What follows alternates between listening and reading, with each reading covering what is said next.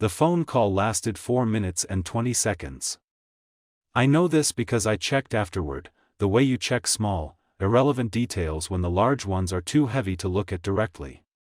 4 minutes and 20 seconds with a woman named Patricia, volunteer coordinator at the Hargrove Animal Shelter, calling to personally thank my wife for 3 months of consistent Saturday morning service and to let her know the staff had nominated her for their quarterly volunteer recognition. My wife, Elena, had been volunteering there every other Saturday since March. Except Elena had never mentioned the shelter to me. Not once. Not a name, not an anecdote, not a single dog or cat or intake story, and Elena, who notices injured birds on sidewalks and names the squirrels in our backyard, would never have spent 3 months caring for animals without telling me a single thing about it. Patricia Odom sounded warm and sincere and completely unaware that she was dismantling something. I told her Elena wasn't home. I told her I'd pass along the message. I thanked her and hung up and stood in the kitchen of our house in Raleigh, North Carolina, on a Tuesday evening in June, with my hand still on the phone. My name is Joel Pritchard. I am 40 years old. I write technical documentation for a medical device company, user manuals, regulatory submissions, the careful, precise language that tells surgeons and nurses exactly what a piece of equipment will and will not do. I have been doing this for 14 years. I am, professionally and temperamentally, a man who believes in accurate description. In the gap between what a thing claims to be and what it actually does. Elena is 38. We have been married 10 years. She manages the marketing for a regional chain of boutique hotels, creative work, travel adjacent, occasionally requiring actual travel, which matters to this story. We have a son named Ren, who is 7, and a daughter named Phoebe, who is 4 and currently in the phase of asking why with the relentless philosophical appetite of someone who has recently discovered that the universe contains unanswered questions. We live in a craftsman bungalow 3 blocks from a greenway. We have 2 backyard squirrels Elena calls Harold and possibly Harold's cousin. I put the phone down and went back to the living room where Phoebe was watching a show about a competent young hedgehog navigating social challenges, and I sat beside her on the couch, and I thought about accurate description. About the gap between what a thing claims to be and what it actually does. And I understood, with the quiet, absolute certainty of a man who writes for precision, that something in my life had been mislabeled for some time. The Patricia phone call is this story's founding irony, an act of institutional generosity, a shelter nominating a dedicated volunteer for recognition, becomes the mechanism of exposure. The betrayal is not revealed through suspicion, investigation, or confrontation but through someone trying to do something kind. This accident of disclosure is psychologically disorienting in a specific way. It leaves Joel with no one to be angry at for the exposure. There is no carelessness on Elena's part, no investigative triumph on his. There is simply a woman calling to say thank you, and the truth arriving in the slipstream of that warmth. Joel's professional identity as a technical writer, a man whose entire career is built around the accurate description of how things actually work, as opposed to how they claim to work, establishes this story's central tension immediately. He is, by vocation, an expert in the gap between label and function. The discovery that his own domestic life contains that gap is not just personally painful, it is a professional-level offense against his most fundamental values. The every other Saturday routine had been established, as I now understood it, in early March. Elena had told me she was going to the farmer's market on the first Saturday she left. This I remembered clearly. She'd asked if I needed anything, and I'd asked for good tomatoes, and she'd come home 2 hours later with tomatoes and a bunch of flowers and a story about a vendor selling heirloom varieties she'd never seen before. It was a complete, sensory, convincing story. The tomatoes were excellent. The second Saturday, 2 weeks later, she said she was meeting her friend Dana for coffee and a walk on the greenway. Dana existed. Dana was real. I had met Dana at a birthday dinner the previous fall and found her pleasant and slightly exhausting in the way of people who describe every food as amazing. Elena and Dana had a genuine friendship. The greenway was real. I had no reason to interrogate any of this. The Saturdays I'm describing occupied a 2 to 3 hour window in the late morning, while I was home with Ren and Phoebe. This was not unusual. Elena and I both maintained some Saturday independence. I had a weekly run and occasional weekend work catch-ups, she had her various errands and friendships. This is what functional adult marriages look like. You trust the accounting without auditing it. Looking back at the spring now, I can identify 3 things that I noted at the time and filed under Elena is in a good phase. The first, she was lighter. That's the best word. There is a specific buoyancy that some people carry in the early stages of romantic excitement, not dramatic, not obvious, but a baseline elevation of mood that expresses itself in small ways. She was quicker to laugh. She hummed in the kitchen. She picked up Phoebe and spun her in the kitchen for no apparent reason, twice in the same week, in a way that made Phoebe shriek with pleasure. I thought, work is going well.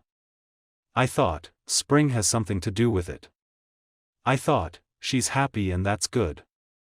The second, her phone habits shifted in a way I noticed but couldn't characterize. Not more secretive, exactly, she didn't angle it away or leave the room to take calls.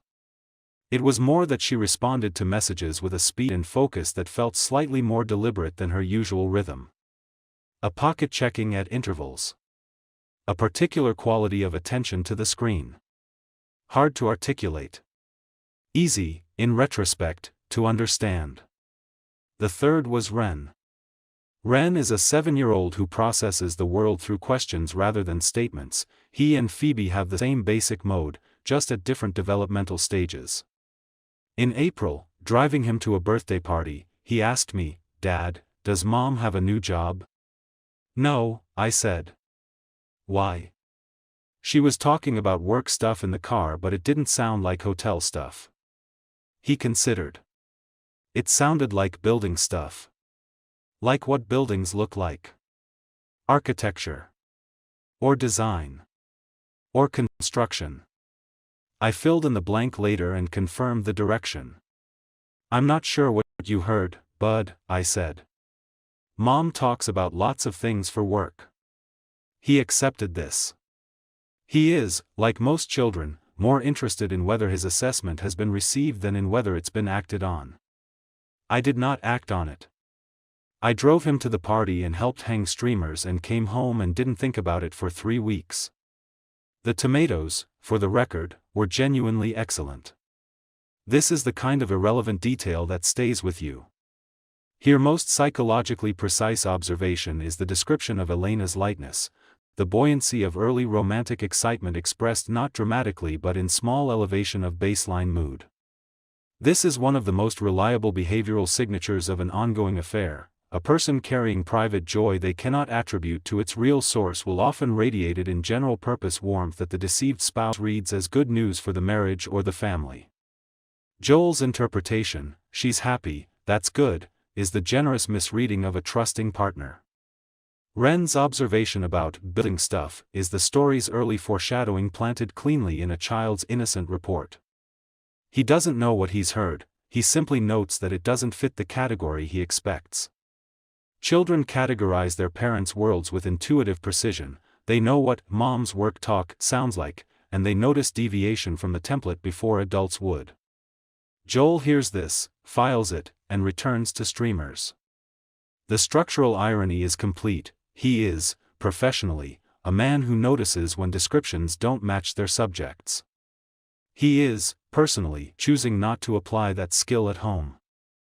After the Patricia Odom call, I did not ask Elena directly. I want to explain this, because people who haven't been in this position sometimes find it difficult to understand why a person wouldn't simply ask.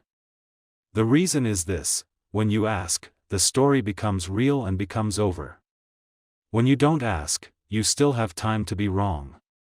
You still have the marriage you thought you had, even if you suspect it's mislabeled. Some part of you wants to do the work first, to know enough that the question, when it comes, cannot be answered with a convincing lie. So, I listened. Elena came home that evening around 7.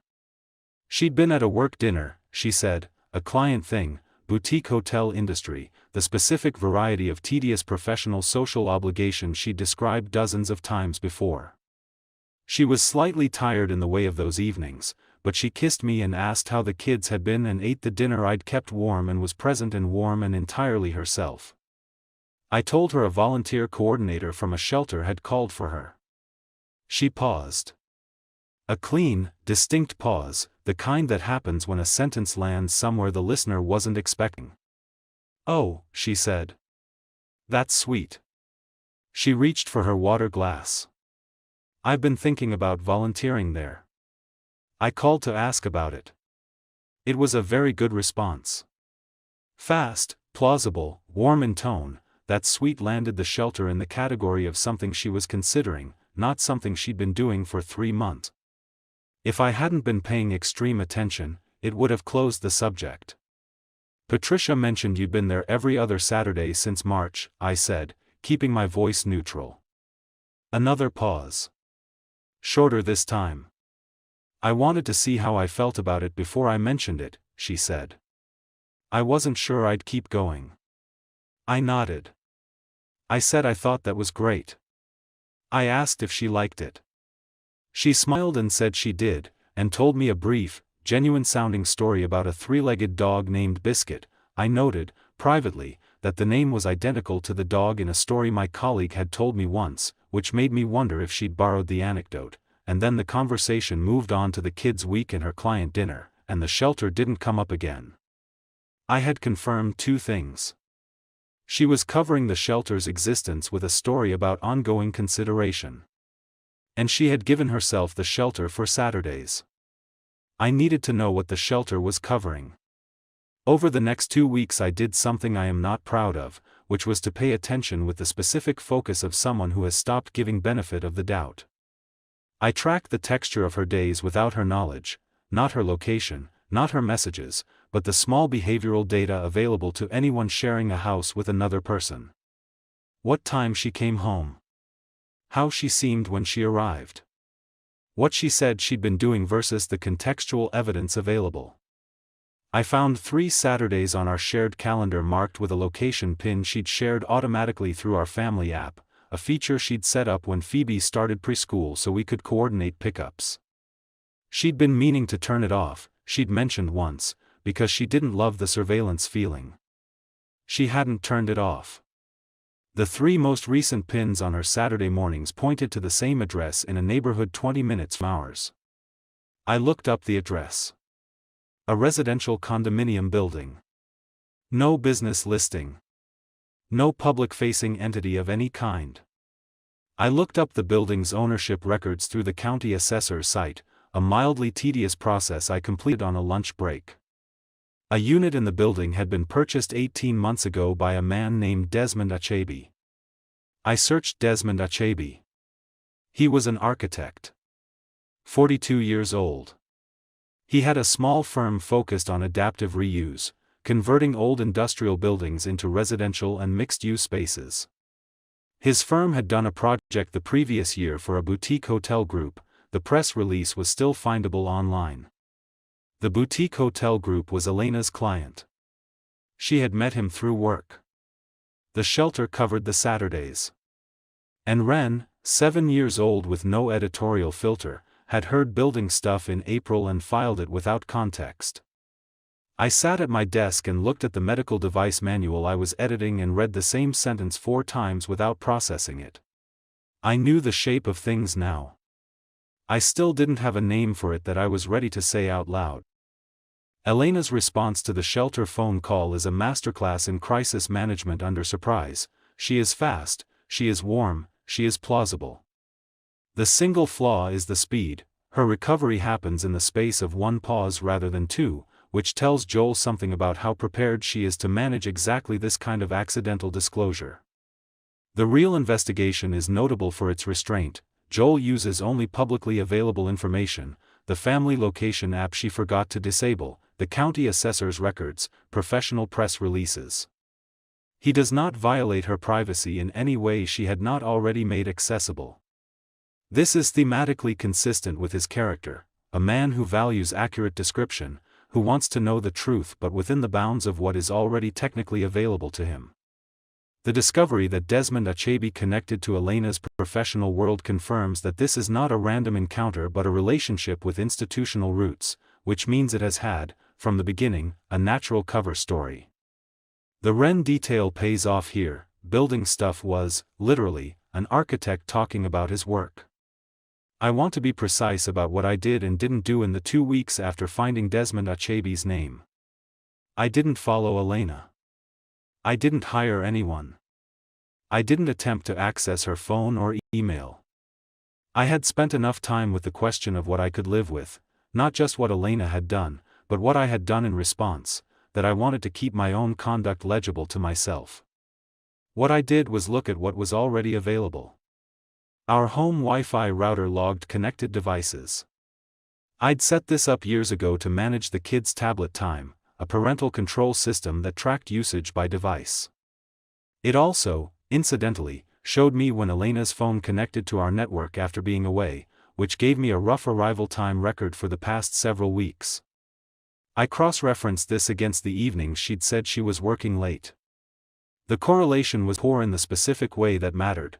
On 4 evenings where she'd said she was at work functions, her phone had connected to our home network earlier than her stated return time, which meant she had been home briefly, possibly to change, possibly for reasons I chose not to fully specify to myself, and then gone out again. The same pattern Thomas had found in his doorbell camera. The same operational choreography. Affairs, I was learning, have a grammar, a recurring set of logistical gestures that repeat because the constraints that generate them are universal. I also found, on a Tuesday morning while emptying a coat pocket before dry cleaning, a paper receipt from a restaurant I didn't recognize, dated on a Saturday I could place. The restaurant's name was Sable. It was a 40-minute drive from our house, in a direction Elena rarely had reason to go. The receipt was for 2 people. The wine selection was specific enough that I could look it up, a bottle of Côtes du Rhône that retailed for $62. A deliberate, considered choice. I held the receipt in the kitchen for a long time. Not because it was evidence, I had evidence. Because of the wine. Because I could picture the table, the glasses, the light in a restaurant called Sable on a Saturday afternoon, the 2 of them making a considered choice about a bottle of wine, and the ease that implies. The comfort. The accumulated intimacy of people who are no longer learning each other. That was what made it real in a way the location pins had not. I put the receipt in my desk drawer and thought about what I was actually trying to confirm and whether I already knew it. There was one more thing. And it came, again, from an unexpected direction. Elena's mother called me directly in May, not unusual. We had a warm relationship. She called occasionally when she couldn't reach Elena. In the course of a normal conversation, she mentioned that Elena had seemed distracted lately. "She's somewhere else when we talk," her mother said, with the specific sadness of a parent who recognizes the texture of a child in trouble. "Do you think she's okay? Is she overworking again?" I told her I thought Elena was probably just busy with a project. There was a pause. "Joel," Elena's mother said, in a different register. "Is everything all right with the 2 of you?" "I think so," I said. She accepted this with a care that suggested she didn't fully believe it. "You'd tell me if something was wrong." "I would," I said. Which was not entirely true, and we both probably knew it. I hung up and found Phoebe in the backyard, crouching over something near the fence. She had found an earthworm and was explaining to it, at length and in complete sentences, why it should not be on the patio. I crouched beside her and listened. She looked up at me with her enormous 4-year-old sincerity. "Dad," she said, "why do worms come up when it rains?" "To breathe," I said. "They need air when the soil gets too wet." She considered this. "So, they just need to breathe?" "Yeah," I said. "That's all." She nodded gravely and returned to her explanation. I stayed crouched on the patio for a while, in the particular May sun that hits our backyard between 3 and 4 before the oak shade takes over, and I thought about needing air. I thought about what it means to be living in conditions that have gotten too saturated. I went inside and called a family law attorney. The wine bottle is this section's emotional center, and it performs a function that factual evidence cannot. It makes the affair's emotional texture visible. Location pins and router logs are spatial and temporal, they tell Joel where and when. The Côtes du Rhône tells him how, with ease, with comfort, with the confident intimacy of a shared aesthetic preference. This transforms his understanding from the clinical to the relational. He is not dealing with a discrete transgression, he is dealing with a relationship that has its own language, its own rituals, its own history. The conversation with Elena's mother introduces another layer of external witness. Someone in Elena's own family has noticed the displacement, the somewhere else quality of her attention. This is significant because it removes the possibility that Joel is simply misreading Elena's behavior. A mother who raised her recognizes something wrong. The Phoebe earthworm scene is the chapter's tonal relief and its deepest metaphor, a child explaining to an earthworm that it has come up to breathe, and Joel thinking about saturation and the need for air. He does not say that Elena is the worm, or that he is. The metaphor floats free and lands where it needs to. I chose a Thursday evening. Ren had a sleepover at his best friend's. Phoebe was at Elena's mother's for the weekend, an arrangement that had been on the calendar for 2 weeks and that I had quietly decided to treat as the window I needed. I did not tell Elena's mother why I wanted the children away. I would tell her later, when I could do it properly. Elena came home at 6:30 from a day I'd chosen not to scrutinize. I had made dinner, simple, nothing performative, pasta and a salad, and opened a bottle of wine, which I now thought about differently than I would have a month ago. She came in and set her bag down and said the kitchen smelled good and poured herself a glass, and we sat down and I watched her for a moment before I spoke. I want to talk to you about Desmond Achebe, I said. I have written, professionally, thousands of sentences.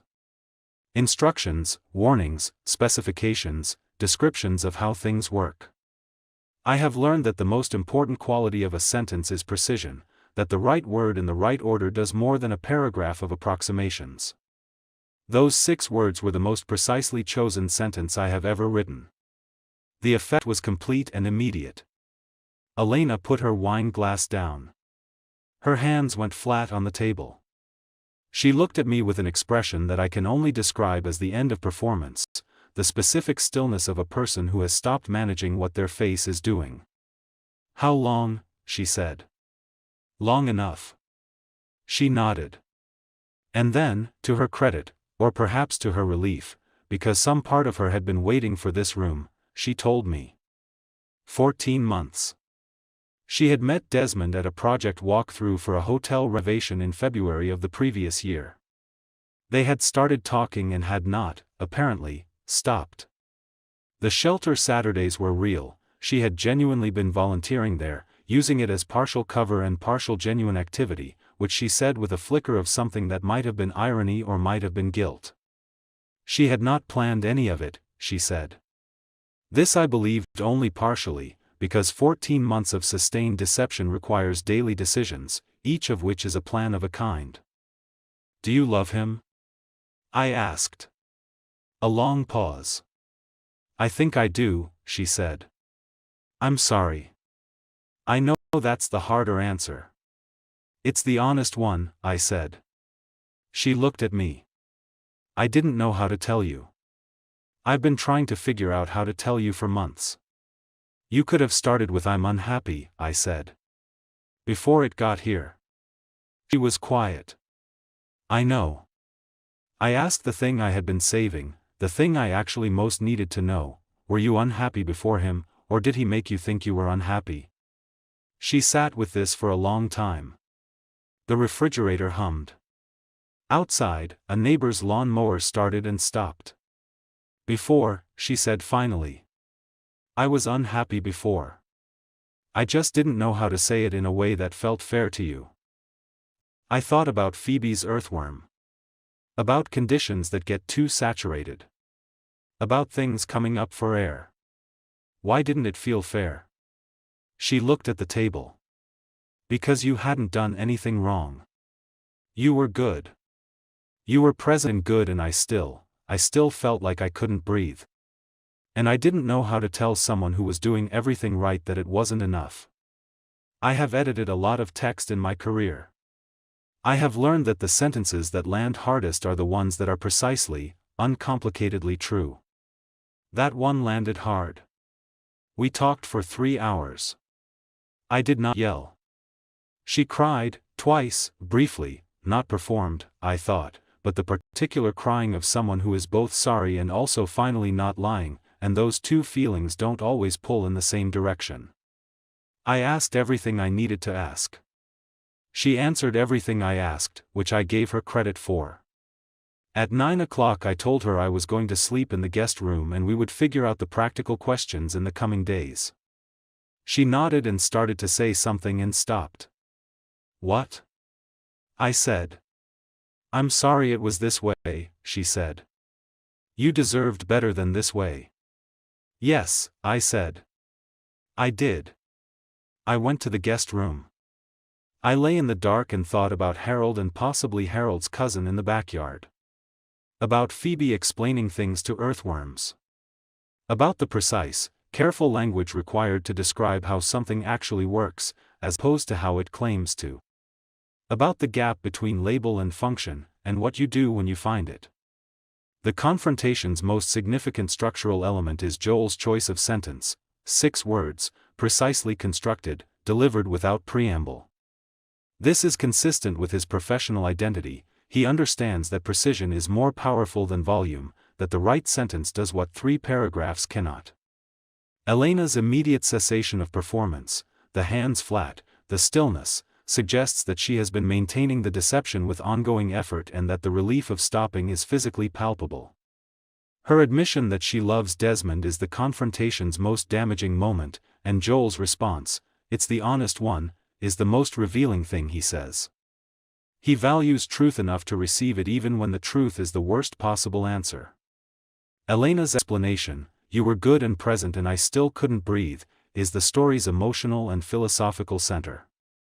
It articulates the paradox that underlies many marriages that fail not from neglect or cruelty but from fundamental incompatibility of atmosphere. A person can be doing everything correctly and still be the wrong person. This is harder to process than wrongdoing.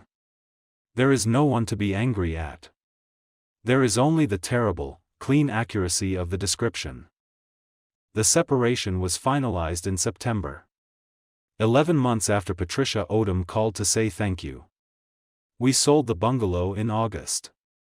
Elena moved into an apartment on the north side of the city. I found a place 3 blocks from Ren's school and 8 blocks from Phoebe's preschool, which was the geography I wanted.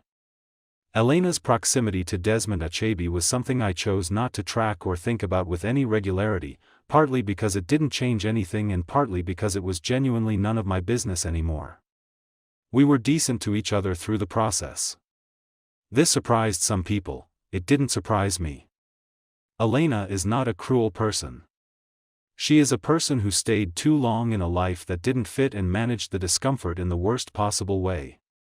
These are different things, though they can be difficult to keep separate in the months immediately following. Ren and Phoebe adjusted in their respective registers, Ren with careful, effortful stoicism, Phoebe with big feeling and rapid recovery. Phoebe asked once, with complete seriousness, whether Harold and possibly Harold's cousin would go to Mommy's apartment or Daddy's. I told her they had the yard and didn't need to choose. This satisfied her. Elena did, in the end, continue volunteering at the shelter. She adopted a cat from there in November. I chose to find this more funny than painful, which is a choice I recommend when it's available. I have thought, at length, about what Elena said. I didn't know how to tell someone who was doing everything right that it wasn't enough. I have turned this sentence over in the way I turn over a manual section that isn't working, not to find fault with the sentence itself but to understand what it's actually describing. What it describes, I think, is a failure of specification. Not a failure of effort or care or intention. A failure to specify, early and honestly, what was actually needed, on both sides. I had defined my role with precision and fulfilled it. I had not asked, often enough or deeply enough, whether my definition matched hers. She had accepted my definition rather than amending it, because she was trying to be fair to me. We had both, in different ways, been working from the wrong document. I write user manuals. I know what happens when people try to operate a device using inaccurate documentation. The device doesn't malfunction. The operator does exactly what they were told. The outcome is wrong anyway, because the instructions didn't match the actual device. We had been operating on inaccurate documentation for some time, and neither of us had flagged the discrepancy. I am not forgiving her for 14 months of deliberate deception, and I am not distributing blame in some convenient equal proportion. What I am doing is being accurate. Which is the only thing I know how to do. She had a need she couldn't articulate. I had a definition of husband that didn't include asking often enough whether the definition was right.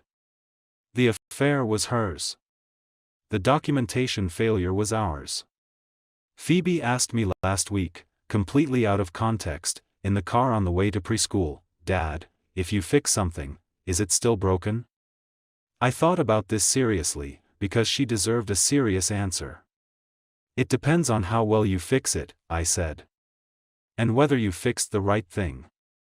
She nodded and looked out the window and said, "Okay," with the tone of someone adding data to an ongoing project.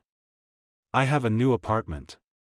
I have a son who is building his first Lego Technic set with the focused intensity of an engineer, and a daughter who interrogates earthworms and asks about the ontology of repair. I have 2 squirrels in the backyard of a house I no longer live in, who I hope Elena is feeding. I am 40 years old and I am revising the documentation. It is, I have found, the most important draft I have ever worked on. And for the first time in longer than I can clearly remember, the label and the function are starting to match. The resolution's most intellectually honest move is Joel's distinction between forgiving Elena and being accurate about the conditions that preceded the betrayal.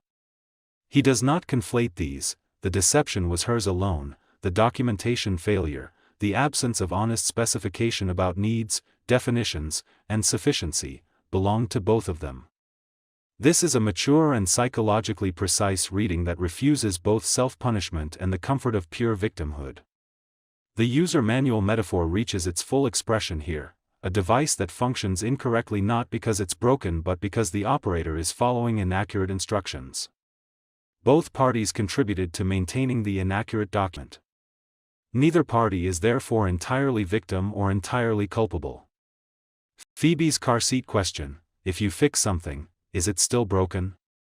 is the story's final and most elegant philosophical moment, delivered by a 4-year-old with no awareness of its weight. Joel's answer, "It depends on how well you fix it, and whether you fixed the right thing," is this story's deepest wisdom. He spent the story discovering that his marriage was operating on a mislabeled document. He is now, finally, writing an accurate one. Across all 4 stories in this series, the through line is consistent: betrayal is always downstream of something that went unspecified, unasked, unexamined. The affairs differ in logistics and duration. The underlying structure is the same. A need that couldn't be named. A gap between what something claimed to be and what it actually was. And a person, afterward, learning to read more carefully.